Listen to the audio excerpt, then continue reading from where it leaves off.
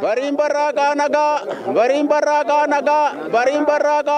Kabajni ayyaana Irreechaa hora Finfinnee karaa duudhaa isaa eeggateen kabajamee darbeera. Ayyaanichi saba Oromoo biratti bal'inaan kan kabajamu ta'us sabaaf sablammoonni uummattoota Itoophiyaas ayyaanicha irratti hirmaachuun obbolummaaf tokkummaa isaanii kan ittiin ibsatanidha. Irreecha bara kana irratti sabaaf sablammoonni Itoophiyaa garaagaraa hirmaannaa ho'aa taasisuun jaalalaaf kabaja isaanii argisiisaniiru. Irreechi ayyaana galateeffannaa kan jaalalaaf kan tokkummaa waan ta'eef aadaa eegamee dhalootaa dhalootatti darbaa deemuu ta'uu qaba jedhaniiru sabaaf sablammoonni AMN Plus dubbise.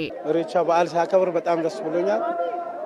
በሌላ ያየሁትን ፍቅር ደግሞ በጣም ayyaana irreechaa kabajuu kootti baay'ee gammadeera.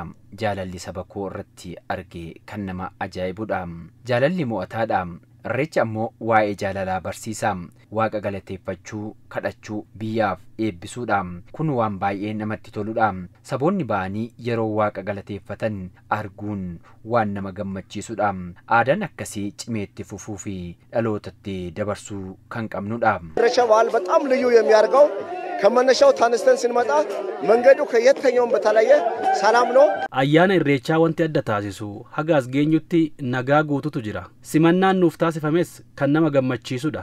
Ayyaana kana irratti wanti arge inni guddaan tokkummaa keenya, jaalala Itoophiyummaa keenya ittiin mirkaneeffadheera. እንኳን አደረሳችሁ ይላለው እንኳን ደስ አላችሁ Baga geessan baga gammaddan jechuun barbaada. Ayyaana Irreechaa irratti hirmaachuu kootti gammadeera. Asitti wanti arge jaalala galateeffannaadha. Kun baay'ee kan namatti toludha. Irra deebiin baga geessaniin jedha. በዓሉ ሰላምን የሚሰብክ ፍቅርን የሚሰብክ ayyaanni irreechaa nageenya jaalalaa kan barsiisudha. Ayyaana baay'ee namatti toludha. Ayyaana injifannoo booda kabajamaa jiru ta'uun isaa ammoo ayyaanicha adda kan taasisudha. Sababni isaa ijaarsa hidha haaromsa guddicha Itoophiyaa eebbisiisneera. Boba'aas arganneera. Kun hundi bu'aa tokkummaa keenyaati. Irreechis ibsituu tokkummaati. Kanaaf ayyaana cimeetti fufuu qabudha. Misoomni Finfinneetti argan ibsituu Itoophiyummaa keenyaa ta'uu ittiin kan arginedhas jedhaniiru. አናው ልብስ ገዝቼ ስለብስ ውበት እንዲኖረኝ ነው አይደለ? አገሩም እየተሰራ ያለው ውበት እንዲኖራት ነው። Ani amma uffata bitee yeroon uffadhu miidhaguuf jedheeni biyyis ijaaramaa kan jirtu. Kanaaf Itoophiyaan kan keenya biyya keenya haa guddisnu akka jennuu fi hojiin Finfinneetti hojjetame kan hunda keenyaa ta'uu argineerra akka itti boonnu nu taasiseera.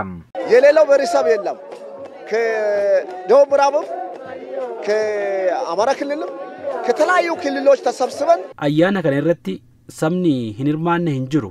Naannoo Amaaraas ta'ee naannolee hunda irraa tokko taanee ayyaanni irreechaa kan keenya jennee kabajaa jirra. Kanaanis ni boonna. Yeroo itti aanus tokko taanee ayyaana kabajnu akka ta'uun hawwa. Finfinneen magaalaa saboota hundaa taatee jirti. Kun tokkummaa fi jaalala keenya kan cimsuudha. አዲስ አበባን አይመስልም። አዳነች አበበ ጀግና ናት። ለከተማዋ ዋጋ ከፍላለች። Finfinnee yeroo ammaa Finfinneen fakkaatu. Aadde Adaanechi gootittiidha. Magaalaa kanaaf gatii guddaa kaffalaniiru. Galateeffachuus qabna. Nama hojjetee yeroo galateeffannu caalaatti waan gaarii hojjechaa deema. Magaalaa biyya laatti arginu fakkaata. Waliigalaan hojiin jijjiiramaa waan nama boonsudha. Biyyi keenya daandii badhaadhinaa irratti yeroo argamtutti keessattuu eebba ijaarsa hidha guddicha haaromsa Itoophiyaa fi yeroo biyyi keenya boba'aa itti argatte ta'uun isaa ayyaanicha adda kan taasisudha kan jedhan sabaaf sablammoonni.